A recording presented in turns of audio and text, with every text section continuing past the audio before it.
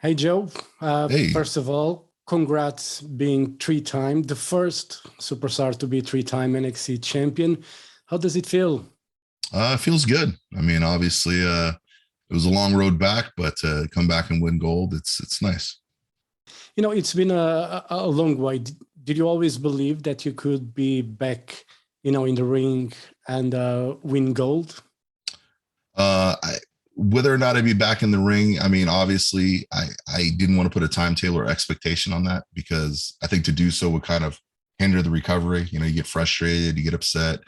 Maybe you're not so focused on recovery. You start getting frustrated with the recovery. So, it was just about the goal was to get healthy. And then once we got healthy, then I started setting my sights on returning to the ring. Cool. And, obviously there's already contenders. You've got Kyle O'Reilly, Pete Dunne, LA Knight. They always made a case. Do you have a preference or whoever comes is going to take any it? any and all, maybe at the same time, maybe twice on Sunday. I don't know, like I've been asked by several people, please give me give me a headline. Tell me Samoa Joe wants, I want them all. You want a headline? Here's your headline. I want everybody's ass at the same time. Samoa Joe, all asses, one time. That should be the headline y'all should put out there. Yeah.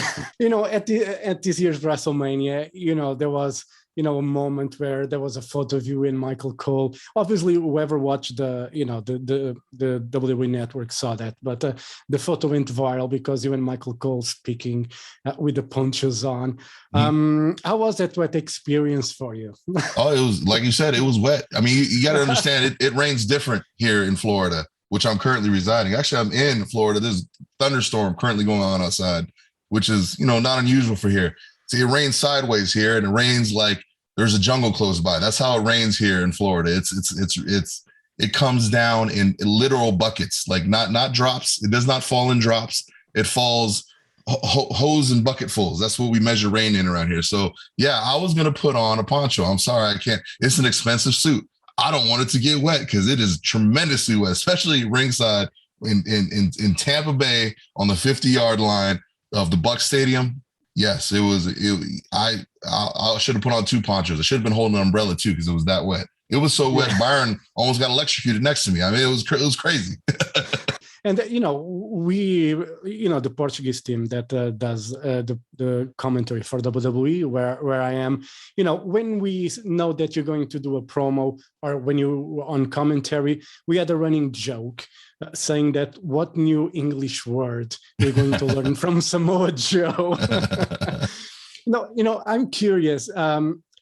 You always had a dictionary close to you, when you were studying, was something that was part, because you have a very rich vocabulary, which is not very common to see, in people generally.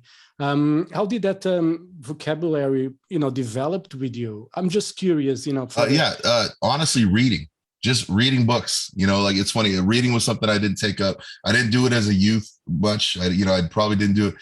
Somewhere around my mid 20s, I got a bug, and especially when I was on planes or on the road, and I just started reading. And as you read, you read great authors and you read great writers, and you see how they compose, their words and how they put them together and the structure and how they use certain words here and there.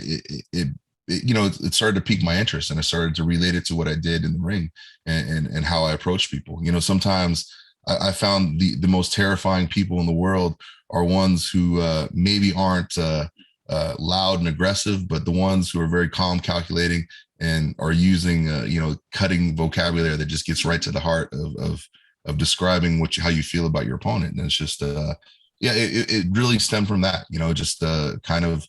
And during my career, just beginning to read a lot more on the road, and from the reading, you can't help but absorb, wonderful terms and phrases and stuff. And I think that was the biggest reason why my vocabulary has exploded over the breadth of my career. Yeah. And do you have a favorite English word that you think it's not used often enough? Yes, and it's a ridiculous word, really, when it comes down to it, especially just in form. Like when I say it, it sounds silly, but juxtaposition. Now it's one of my favorite words because I have a friend who is absolutely dumbfounded by it. He can't figure out what it means or how to use it in a sentence. and he tries every few weeks to use it in a sentence and fails miserably, and then I usually laugh. So it's kind of been a favorite word of mine for a while. Yeah, I've heard that, been hearing that word a lot recently, and it's something that really sparks my curiosity. Is like, why is everybody using this word now? you sound exactly like my friend. Yeah, he said the same thing. I used it once. He said that's not a real word. Nobody uses that in real life. And then I think one of his favorite reporters is actually Ariel Helwani, and he used it within the next, and he's just like And obviously you have a lot of experience. You wrestle a lot of guys. Do you still have a dream opponent? No, because at this point, the dreams, I mean, it's what the fans want. That's my dream opponent. What the fans are clamoring to see, that's my dream opponent. What they want to see happen in the ring, me versus, I mean, that's where my focus lies. To say that I have a dream opponent, that's some selfish stuff. I've wrestled, all the greats in the world. I've wrestled my heroes. I know what that's about. Now, my dream opponent is who the fans most want to see me square off against. And, I mean, that's the honest truth of it. I mean, just straight up, like that's what I'm here for. I want those matchups, the ones that people want to show up to see. And it's for the new generation of WWE talent, maybe to have a dream match with you. Now it's their dream to go, after the best. You have proven yourself. And I think this is kind of what my NXT championship is really going to be about. Is who's going to come take it. Like, I'm going to stand out there, and the challenge is out there, and whoever wants to step up and try to make that challenge a reality. I mean, that's what this is about.